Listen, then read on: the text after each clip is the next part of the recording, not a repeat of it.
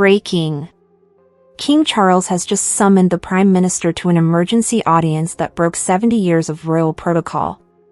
Keir Starmer arrived at Buckingham Palace at 11:47 p.m. last night, looking absolutely shattered. What was discussed officially, nobody knows, but what leaked 2 hours later could destroy the government forever. Palace insiders described the meeting as the most explosive confrontation between Crown and Prime Minister since the abdication crisis. And what happened next has Westminster in complete meltdown. If you want to see how this constitutional earthquake ends, hit that subscribe button right now because the next 72 hours will decide Britain's future. Here's what sparked this midnight crisis. 3 days ago, Starmer addressed Parliament about his new immigration reforms. His message was defiant. Britain would process asylum claims in 6 months, resettle 50,000 refugees annually, and ignore public backlash. But King Charles wasn't having it. The monarch, who spent decades championing tradition, watched Starmer's speech from Windsor Castle and something inside him snapped. At 9:15 p.m. yesterday, the Prime Minister's phone rang. Private Secretary Sir Clive Alderton delivered a message no modern PM has ever received. His Majesty requires your immediate presence at Buckingham Palace tonight. This is not optional. Starmer's advisors were stunned. Emergency audiences happen during wars. Terror attacks or royal deaths, not policy disagreements. But Charles wasn't asking. He was commanding. Within 90 minutes, Starmer's motorcade pulled through the palace gates under cover of darkness. No cameras, no press, no witnesses, just the king and his prime minister alone. In the 1844 room for what sources describe as the most brutal dressing down in modern British history. What makes this even more explosive is what Starmer reportedly brought with him. According to a palace staff member who spoke to the Telegraph on condition of anonymity, Starmer carried a folder marked constitutional reform proposals. Inside would draft plans to strip the monarchy of ceremonial powers, reduce civilist funding by 40%, and transfer royal patronages to elected officials. The source claims Charles saw the folder's title and his face went white. "You brought these here to my home," the king allegedly said. That's when the real confrontation began. For the next hour and 43 minutes, witnesses outside the room could hear raised voices. Something absolutely unprecedented in modern royal protocol. One footman who had served the palace for 28 years told The Sun he had never heard anything like it. The walls of Buckingham Palace are thick. Built to keep royal business private, but that night anger penetrated stone. Here's where it becomes absolutely shocking. Whilst Starmer faced royal fury at midnight, British veterans who served their country with honor were sleeping in doorways across London. Thomas Mitchell, a 71-year-old Falklands veteran, was found last Tuesday morning frozen to death behind a Tesco in Brixham. He had written to his MP 17 times begging for housing support. 17 letters, 0 responses. Thomas died clutching his service medals, a man who risked everything for Britain, abandoned by the very government sworn to protect him. His daughter Sarah Mitchell gave an interview to ITV that has been viewed 8.3 million times with tears streaming down her face. She said, "My father survived Argentine bullets but couldn't survive British bureaucracy.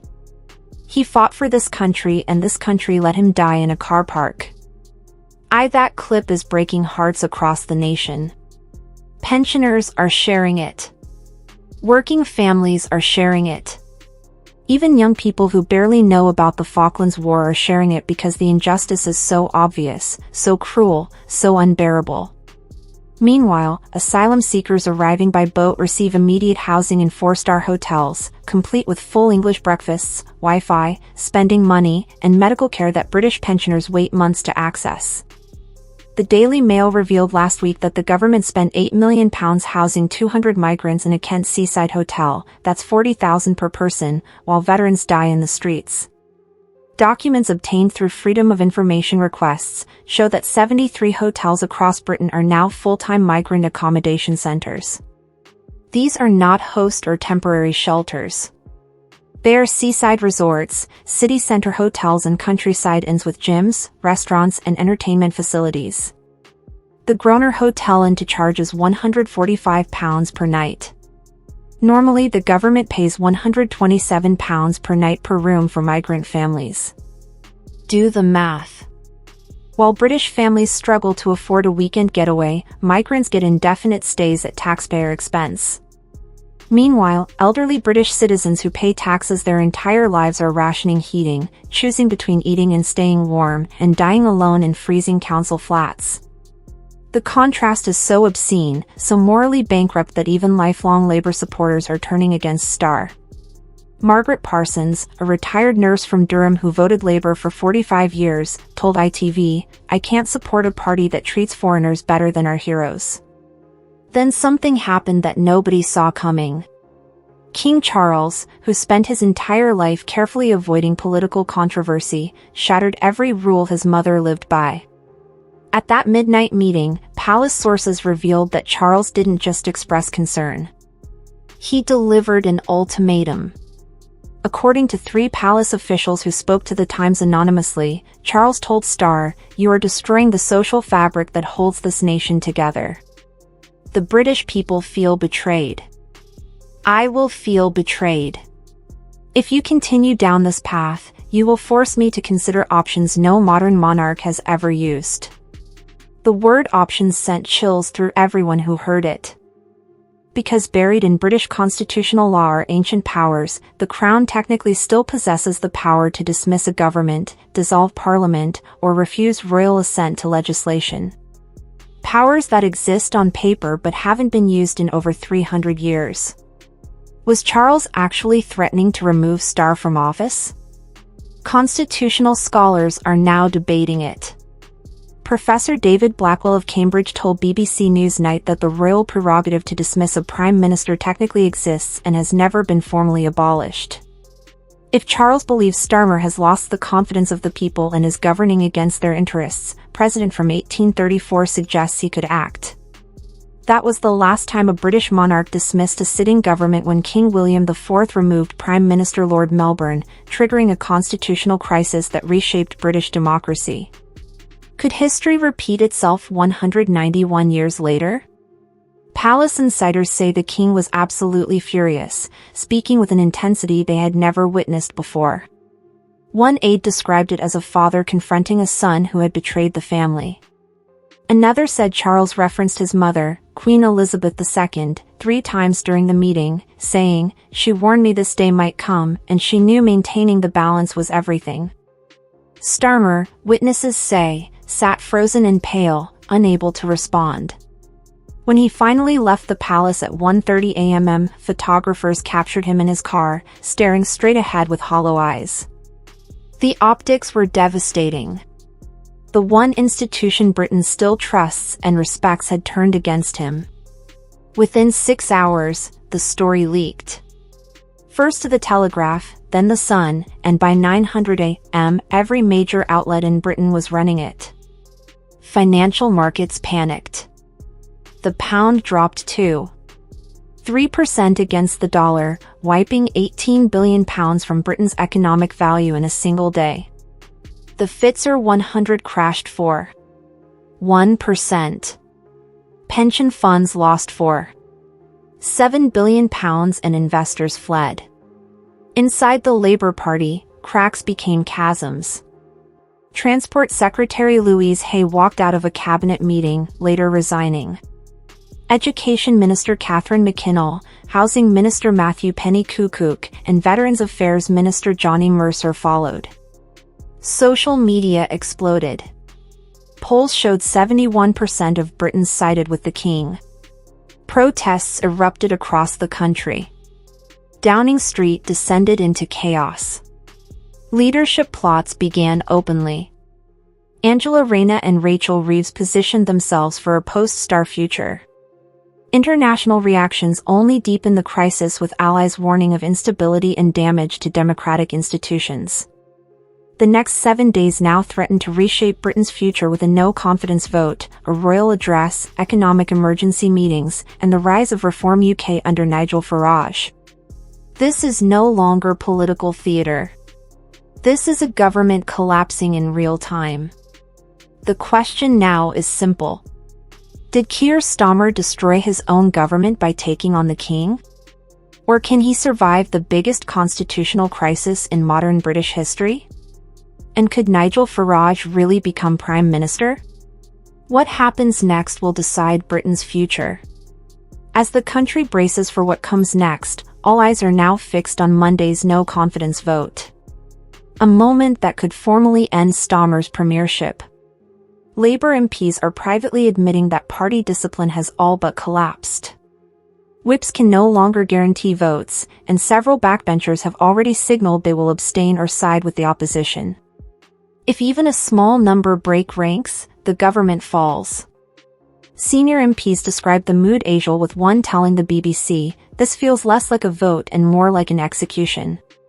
On Tuesday, the King's long-anticipated public address is expected to pour fuel for On the Edge. Palace sources insist the speech will be measured and dignified, but insiders say it will stress duty, stability, tradition, and responsibility to the British people. Many believe this will be interpreted as a direct rebuke of Starmer's leadership. The symbolism alone could be devastating. A monarch speaking of unity while the Prime Minister clings to power would cement the perception that Starmer is isolated not only politically but morally. Wednesday brings Labour's emergency parliamentary meeting, where senior figures are expected to openly discuss removing their own leader. This is no longer rumor or speculation. Draft leadership challenge letters are already circulating. Multiple MPs have confirmed to journalists that the threshold for a formal challenge could be reached within hours. If that happens, Starmer would be forced to either resign or face a humiliating internal vote he is widely expected to lose. Thursday, the Bank of England will attempt to stabilize markets rattled by political chaos. Economists warned that prolonged instability could push Britain toward recession, raise mortgage rates, and further erode public confidence. Any hint that the crisis could drag on will deepen the economic pain, especially for working families already struggling with inflation and energy costs. By Friday, Reform UK plans to formally launch its election campaign, capitalising on Labour's collapse and Conservative weakness. Nigel Farage's rallies are drawing crowds not seen in British politics for decades. His message is simple and emotionally charged. Loyalty to the Crown, protection of veterans, borders first, Britain first. Whether critics like it or not, it is resonating with millions who feel abandoned by the political establishment. This is the moment where history pivots. A prime minister weakened beyond recognition. A governing party tearing itself apart. A monarch stepping closer to the constitutional line than anyone thought possible. Markets trembling. Streets filled with protesters. Alliances shifting at home and abroad. Britain has not faced a convergence of political, economic, and constitutional pressure like this in generations.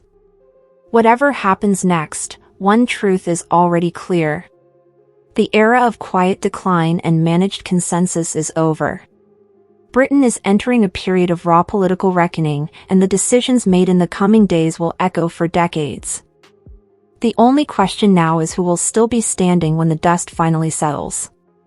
Behind closed doors, contingency plans are already being drafted for outcomes that once seemed unthinkable. Civil servants are quietly preparing transition documents in case a caretaker government is required. Senior legal advisors are reviewing constitutional protocols that haven't been touched in generations. Even the palace is said to be mapping scenarios not to intervene directly, but to ensure the continuity of the state if political paralysis deepens.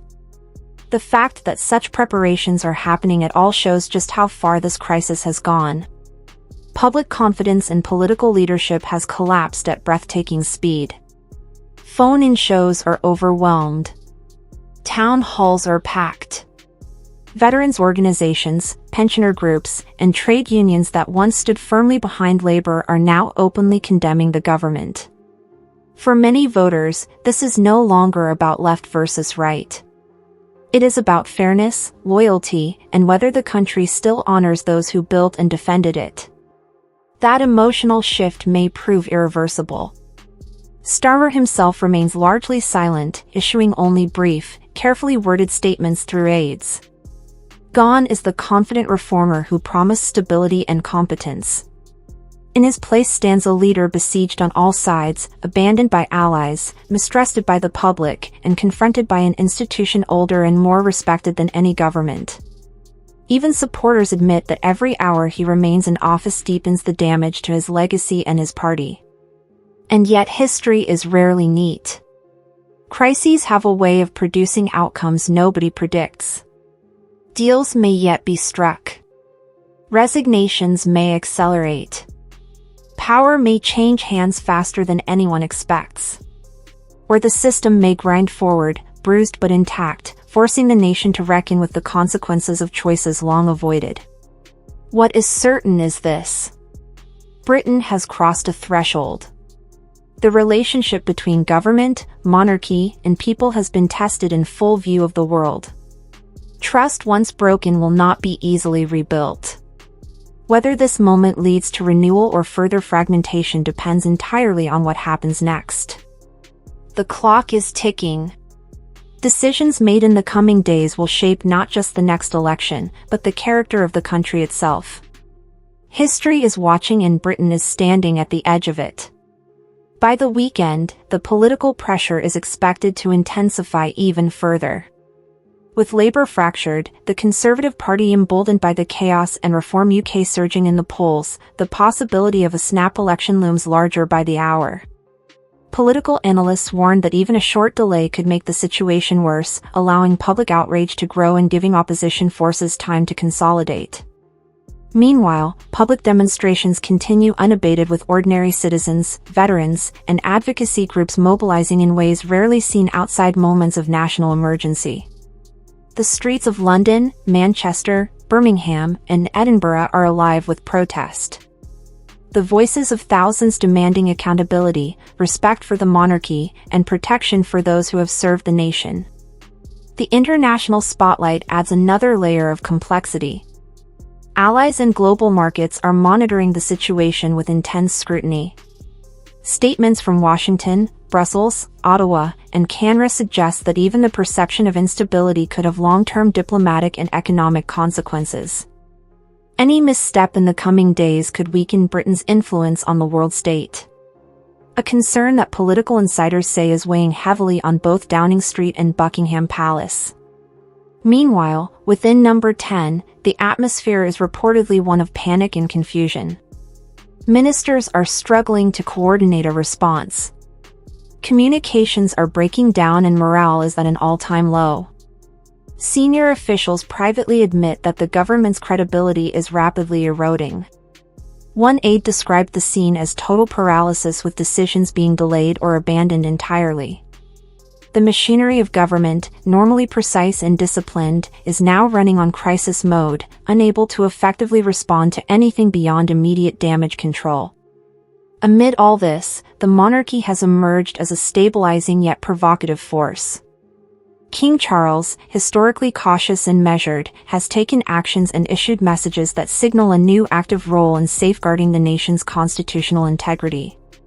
While he does not directly wield political power in the modern sense, the moral authority he commands and the public support he continues to enjoy places him at the center of this unprecedented moment in British history.